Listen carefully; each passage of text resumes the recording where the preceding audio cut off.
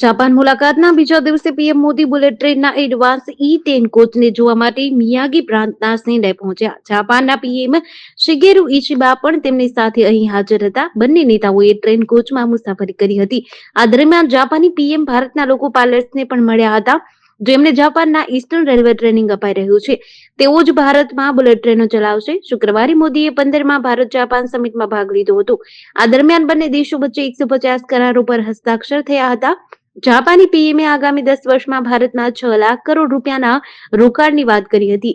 Japan બાદ હવે મોદી ચીનના પ્રવાસે રવાના થઈ ગયા છે. તેઓ રવિવારે SCO સમિટમાં હાજરી આપશે. આ ઉપરાંત મોદી ચીનના રાષ્ટ્રપતિ જિનપિંગ અને રશિયન રાષ્ટ્રપતિ પુતિન સાથે પણ મુલાકાત કરશે. હવામાન વિભાગે આગામી 7 દિવસ એટલે કે 29 ઓગસ્ટથી 4 સપ્ટેમ્બર માટે રાજ્યમાં ભારેથી અતિભારે વરસાદની આગાહી કરી છે. સાથે જ અનેક જિલ્લાઓમાં યલો એલર્ટ જાહેર કર્યું છે. હવામાન વિભાગના જણાવ્યા અનુસાર હાલ રાજ્યમાં 2 સક્રિય વરસાદી સિસ્ટમ કાર્યરત છે, જેના પરિણામે દક્ષિણ ગુજરાત અને મધ્ય ગુજરાતમાં ધોધમાર વરસાદ વરસવાની શક્યતા છે. વરસાદી સિસ્ટમના કારણે દરિયામાં પણ ભારે પવન અને મોજા ઉછળવાની સંભાવના છે. આથી દરિયાકાંઠે 3 નંબરનું સિગ્નલ લગાવાયું છે. માછીમારોને આગામી દિવસો સુધી દરિયો ન ખેડવા માટે સૂચના આપવામાં આવી છે. આજે સવારે 6 વાગ્યાથી 10 વાગ્યા સુધીમાં રાજ્યના 58 તાલુકામાં વરસાદ નોંધાયો છે. પંચમહાલના હાલોલમાં આપ ફાટ્યું છે. 4 કલાકમાં 8.35 ઇંચ વરસાદ ખાબકતા પૂરની સ્થિતિનું નિર્માણ થયું છે. સવારે 6 થી 10 વાગ્યા સુધીમાં સૌથી વધુ હાલોલમાં 8.35 ઇંચ વરસાદ થયો હતો. સુરતમાં આજે સ્ટેટ લેવલ રનરને SMCની કચરા ગાડીએ અડફેટે લેતા મોત થયું છે. બનાસ વિસ્તારમાં મનપાના કચરાના ટેમ્પો ચાલકે 19 વર્ષીય સ્ટેટ લેવલ રનર વિધિ કદમને ટક્કર મારતા ઘટના સ્થળે મોત થયું હતું. તે મોપેડ પર જીમ જઈ રહી હતી અને તે સમયે અકસ્માત થયો છે. સમગ્ર મામલે ખટોદરા પોલીસે કચરાની ગાડીના ડ્રાઈવર 22 વર્ષીય ગિરીશ અડડની ધરપકડ કરી છે.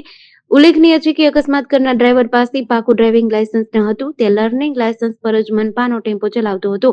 મૂળ મહારાષ્ટ્ર અને સુરતના બનાસગામ ખાતે વિધિ સંતોષભાઈ કદમ પરિવાર સાથે રહેતી હતી. પરિવારમાં માતા પિતા અને એક ભાઈ છે. પિતા સિલાઈ કામ કરે છે, જ્યારે મોટો ભાઈ ફૂડ કોર્ટ ચલાવી પરિવારને આર્થિક રૂપે મદદરૂપ થાય છે.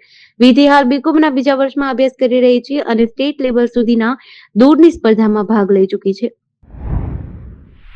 ટેરિફને લઈને આખી દુનિયામાં હોબાળો મચાવનારા અમેરિકી રાષ્ટ્રપતિ ડોનાલ્ડ ટ્રમ્પને મોટો ઝટકો લાગ્યો છે. અમેરિકી કોર્ટે કહ્યું હતું કે ટ્રમ્પનો મોટા ભાગનો ટેરિફ ગેરકાયદે છે. જો કે હાલમાં એના પર પ્રતિબંધ મૂકવામાં નથી આવ્યો. ડોનાલ્ડ ટ્રમ્પે પણ આ નિર્ણય પર પ્રતિક્રિયા આપી છે. તેમણે આ નિર્ણયને પક્ષપાતી ગણાવ્યો છે. ટ્રમ્પે આ નિર્ણયની આકરી ટીકા કરી કહ્યું કે જો આ ટેરિફ દૂર કરવામાં આવશે તો અમેરિકા બરબાદ થઈ જશે. ટ્રમ્પે એક્સ પર પોસ્ટ કરીને લખ્યું કે બધા ટેરિફ હજુ પણ લાગુ છે. અપીલ કોર્ટે ખોટી રીતે કહ્યું કે અમારે ટેરિફ હટાવવા જોઈએ, પરંતુ તેઓ જાણે છે કે અંતે અમેરિકા જીતશે. US court of appeals for the federal સર્કિટે પણ સ્પષ્ટપણે જણાવ્યું કે ટ્રમ્પે તેમનો ઇમરજન્સી પાવરનો દુરુપયોગ કર્યો છે. કોર્ટે સ્પષ્ટ કર્યું છે કે ટ્રમ્પને તેમની ઈચ્છા મુજબ વિશ્વના દરેક દેશ પર ટેરિફ લાદવાનો કોઈ કાનૂની અધિકાર નથી. શુક્રવારે રાત્રે દિલ્હીના પ્રખ્યાત કાલકાજી મંદિરમાં પ્રસાદ લેવા બદલ એક સેવાદારને લાકડીઓથી માર મારવામાં આવ્યો હતો. આ ઘટનાના સીસીટીવી ફૂટેજ સામે આવ્યા છે, જેમાં 2 યુવાન બેભાન અવસ્થામાં પડેલા સેવાદારને સતત લાકડીઓથી માર મારતા જોવા મળ્યા હતા. નજીકમાં 3-4 વધુ યુવાનો ઉભા હતા. હુમલો કર્યા પછી તે બધા ઘટના સ્થળેથી ભાગી ગયા હતા. દિલ્હી પોલીસે જણાવ્યું હતું કે સ્થાનિક લોકોએ એક આરોપીને સ્થળ પર જ પકડી લીધો હતો અને પોલીસને સોંપી દીધો હતો. તેની ઓળખ 30 વર્ષીય અતુલ પાંડે તરીકે થઈ છે, જે દક્ષિણપુરીનો રહેવાસી છે. બાકીના આરોપીઓની શોધ ચાલી રહી છે. તેમની ઓળખ હજુ સુધી થઈ શકી નથી. દર્શન કર્યા પછી તેમણે સેવાદાર પાસે માથા પર બાંધવા માટે ચૂંદડી અને પ્રસાદ માંગ્યો હતો. આ દરમિયાન તેમની વચ્ચે ઝઘડો થયો હતો. વિવાદ હિંસક બન્યો અને યુવાનોએ સેવાદારને પહેલા મુકાઓ અને પછી લાકડીઓથી માર માર્યો હતો. શનિવારે સવારે જમ્મુ અને કાશ્મીરના રિયાસી જિલ્લાના બદર ગામમાં ભૂસ્ખલન થયું હતું. અત્યાર સુધીમાં કાટમાળમાંથી 7 મૃતદેહ બહાર કાઢ્યા છે. અહીં વધુ લોકો ફસાયેલા હોવાની શંકા છે. અન્ય લોકોની શોધખોળ ચાલુ છે. જમ્મુ કાશ્મીરના રામબનના રાજગઢમાં શનિવારે સવારે વાદળ ફાટવાથી 3 લોકોના મોત થયા છે. 2 લોકો ગુમ છે. આખા વિસ્તારમાં ઘણો કાટમાળ ફેલાયો છે. અહીં રેસ્ક્યુ સર્ચ ઓપરેશન હાથ ધરાયું છે. તેમજ શુક્રવારે મોડી રાત્રે હિમાચલ પ્રદેશના મંડીના ગોહરમાં વાદળ ફાટ્યું હતું. નંદી પંચાયતના નાસેની નાલામાં ઘણા વાહનો તણાઈ ગયા હતા.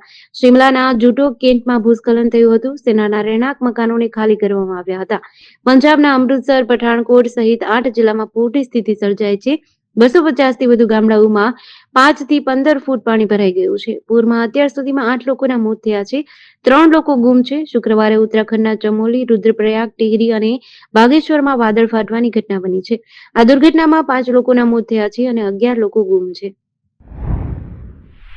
રાજ્યમાં હુક્કાબાર પર પ્રતિબંધ હોવા છતાં પણ અમદાવાદના પોશ વિસ્તારમાં ગેરકાયદેસર રીતે હુક્કાબારો ચલાવાઈ રહ્યા છે. હાઈવે પર YMCA ક્લબની સામે મહમ્મદપુરા રોડ પર આવેલા બ્રુ રોસ્ટ કેફેમાંથી હુક્કાબાર ઝડપાયું છે. જુદી જુદી હર્બલ ફ્લેવરની જગ્યાએ નિકોટિનયુક્ત હુક્કા આપવામાં આવતા હોવાનું FSLની તપાસમાં બહાર આવતા સરખેજ પોલીસે કેફેના સંચાલક દિવ્યરાજસિંહ ચાવડા અને અબ્દુલ હામિદ બારી વિરુદ્ધ ગુનો નોંધી તપાસ હાથ ધરી છે. સરખેજ પોલીસને ગત મે મહિનામાં એસટી હાઈવે પર મહમ્મદપુરા રોડ પર આવેલા બ્રુ રોસ્ટ કેફેમાં ગેરકાયદેસર રીતે હુક્કાબાર ચલાવવામાં આવતો હોવાની બાતમી મળી હતી. જેના આધારે પોલીસની ટીમ દ્વારા કેફેમાં દરોડો પાડ્યો હતો. કેફેમાં ખુલ્લી જગ્યામાં ટેબલ પર હુક્કા મૂકવામાં આવ્યા હતા અને 3 ગ્રાહકો હુક્કો પીતા હતા. પ્રતિ હુક્કા દીઠ ₹1000 અને 1.5 કલાક બેસવાનો સમય આપવામાં આવતો હતો. સાબરકાંઠા એલસીબીએ હિંમતનગરના ગાંભોઈ પોલીસ સ્ટેશનની હદમાં મોટી કામગીરી કરી છે. પુનાસણની સીમમાંથી પોલીસે 3 લાખની વધુ કિંમતનો દારૂ અને બિયરનો જથ્થો ઝડપી પાડ્યો છે. બાતમીના આધારે એલસીબીની ટીમે બાવણા તરફથી આવી રહેલ કારનો પીછો કર્યો. પુનાસણ નજીક આવેલા પેટ્રોલ પંપ પાસેથી આ કારને રોકવામાં આવી હતી. જોકે પોલીસને જોઈને કારનો ચાલક અને તેની સાથેનો એક શખ્સ ભાગી છૂટ્યા હતા. પોલીસે કારમાંથી મળેલો દારૂ અને બિયરનો જથ્થો કબજે કર્યો છે. કાર સહિત કુલ 10 લાખથી વધુનો મુદ્દામાલ જપ્ત કર્યો છે. ગાંભોઈ પોલીસ સ્ટેશનમાં ફરિયાદ નોંધવામાં આવી છે. પોલીસે ફરાર થયેલા બંને આરોપીઓને પકડવા માટે કાર્યવાહી શરૂ કરી છે. ચાણસ્મા તાલુકાના ધીણોજ ગામમાં સાયબર ઠગાઈનો કિસ્સો સામે આવ્યો છે. રેલવેપુરા દૂધ મંડળીના ઓપરેટર કાર્તિકેય પટેલ, હીરાબેન હિતેશભાઈ અને રમેશભાઈ ચૌધરીના બેંક ખાતામાંથી કુલ ₹1.68 લાખની રકમ ઉપાડી લેવામાં આવી છે. આ ઘટના 15 થી 20 ઓગસ્ટ દરમિયાન બની હતી. બેંક ઓફ બરોડામાં બેંક મિત્ર તરીકે કામ કરતા રમેશભાઈના મોબાઈલ પર લગ્નની આમંત્રણ પત્રિકાની એપીકે ફાઇલ આવી હતી. કાર્તિકેય પટેલે આ ફાઇલ ડાઉનલોડ કરી હતી. 20 ઓગસ્ટે કાર્તિકેય પટેલે બેંકમાં ₹10,000 જમા કરાવ્યા બાદ તેમના મોબાઈલ પર અજાણ્યા નંબરથી 3 વાર ફોન આવ્યો હતો. ત્યારબાદ તેમનો ફોન હેક થઈ ગયો હતો. તેમના ખાતામાંથી ₹90,000, હીરાબેનના ખાતામાંથી ₹60,000 અને રમેશભાઈના ખાતામાંથી ₹18,000 ઉપાડી લેવામાં આવ્યા હતા. પાટણની સેશન્સ કોર્ટે બગરાતપુરા વિસ્તારમાં થયેલા હુમલાના કેસમાં 2 આરોપી ભાઈઓને દોષિત ઠેરવ્યા છે. અજય ઉર્ફે બોડો અને દિનેશ ઉર્ફે કાળુને 3 વર્ષની સખત કેદની સજા ફટકારી છે. ઘટના 20 ઓક્ટોબર 2020ના રોજ બની હતી. પાણી ભરવાની તકરારમાં બંને આરોપીઓએ રામસંગજી બાજુજી ઠાકોર પર દાતરડા વડે હુમલો કર્યો હતો. હુમલામાં પીડિતને માથાના ભાગે ગંભીર ઈજા થઈ હતી. આ હુમલામાં પીડિતની દ્રષ્ટિ ક્ષીણ થઈ ગઈ હતી. જજ પ્રશાંત એચ શેઠે આઈપીસી કલમ 326 અને 114 હેઠળ બંને આરોપીઓને 3 વર્ષની સખત કેદ અને દરેકને ₹5,000નો દંડ ફટકાર્યો છે. દંડ ન ભરે તો વધુ 6 માસની સાદી કેદની જોગવાઈ કરી છે. વધુમાં આઈપીસી 452 114 હેઠળ 2 વર્ષની સખત કેદ અને ₹2,000નો વધારાનો દંડ પણ ફટકાર્યો છે.